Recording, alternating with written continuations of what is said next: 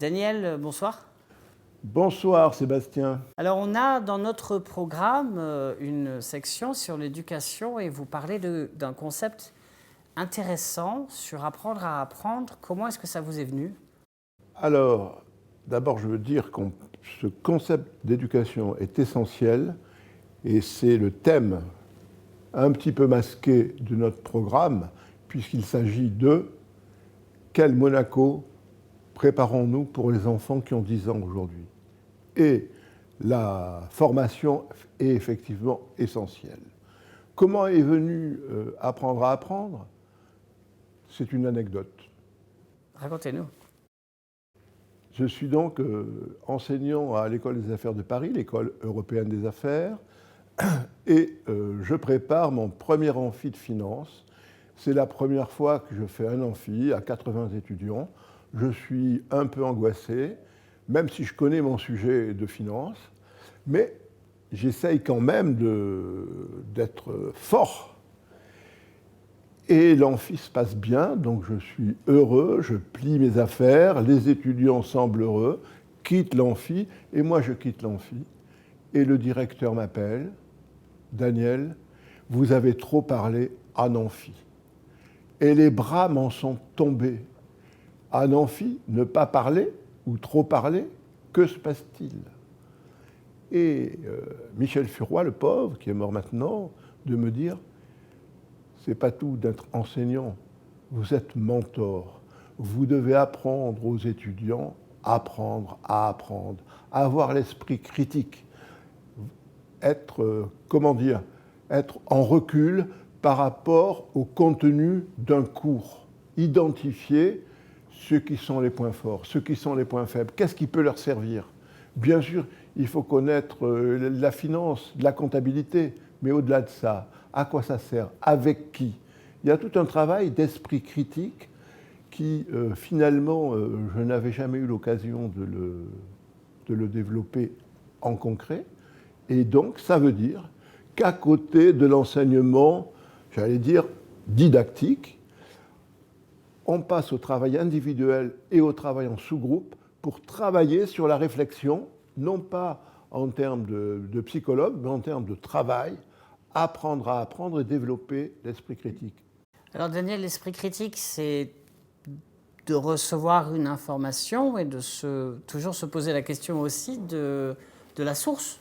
Non seulement se poser la question, mais être capable, dans le flux d'informations qu'aujourd'hui nous avons, les fake news, les identifier. Comment les faire alors qu'il y a des informations partout, sur tous les sujets? Et donc, comment avoir cet esprit critique? C'est pas pour le plaisir, mais c'est de dire, oui, ma source, quelle est l'origine? Comment je fais? Et ça, c'est important. Alors pour moi, c'est encore plus important parce que j'entends parfois, et souvent, il faut interdire de tel âge à tel âge les écrans aux étudiants, aux jeunes, etc.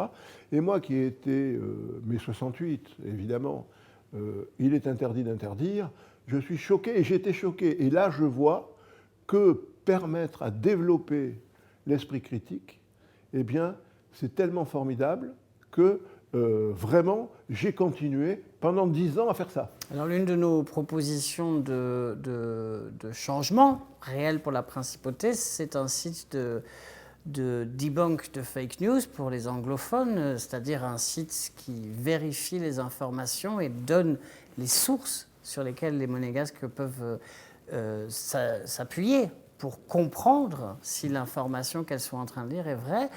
C'est très bien pour les adultes, mais comment on fait pour apprendre mieux l'esprit critique dès le plus jeune âge? C'est ça le mentorat, c'est un travail individuel ou en petit sous-groupe pour identifier, travailler sur les contenus et voir ce qu'on a. Aujourd'hui, on a d'ailleurs, on l'apprend, l'intelligence artificielle en pleine gueule, si j'ose dire, et avec le chat ATV, où on se pose maintenant la question, d'ailleurs, tous les profs se posent la question, puisque tous les jeunes avec TikTok ont mis la même rédaction pour le même problème, et comment on va distinguer ce qui est important. Et par ailleurs, se pose la question non résolue des droits d'auteur quand on fait venir plein d'informations et qu'on va utiliser.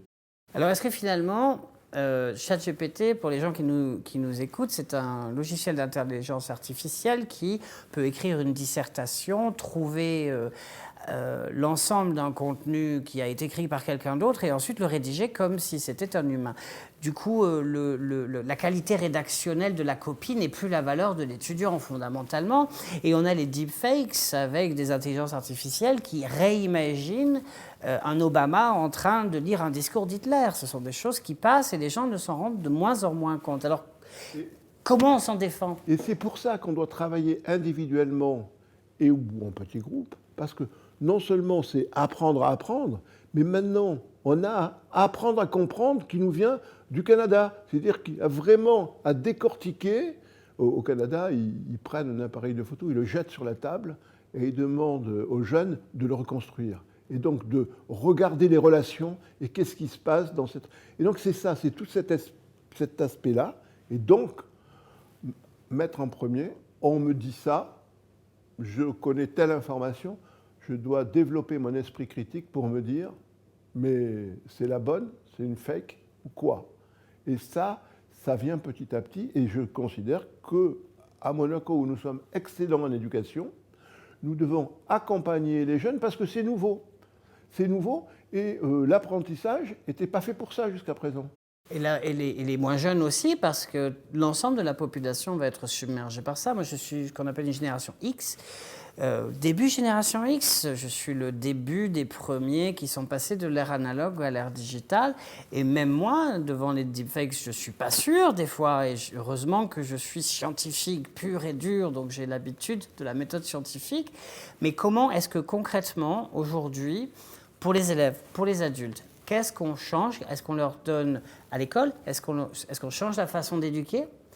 Probablement, je m'excuse de couper, mais probablement qu'à terme, il faudra changer la fonction d'équiper. Mais ça veut dire qu'il faut aussi former les profs. Ce n'est pas simplement changer les contenus, c'est pas simplement changer... Et donc, c'est tout un travail qui va se mettre en avant petit à petit.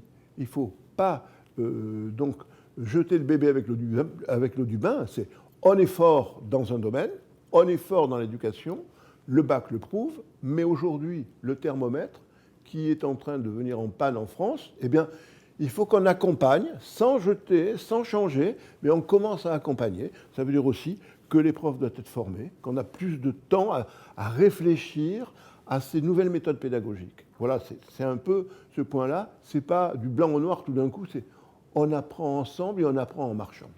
Et donc on apprend à apprendre aux enfants en passant par les parents et les profs. Absolument, parce qu'il n'est pas question d'oublier les parents. C'est eux qui sont le mieux placés pour connaître leur enfant. Donc ça fait vraiment partie de l'ensemble. Les profs, l'institution et les parents. Et les parents, évidemment, sont prioritaires.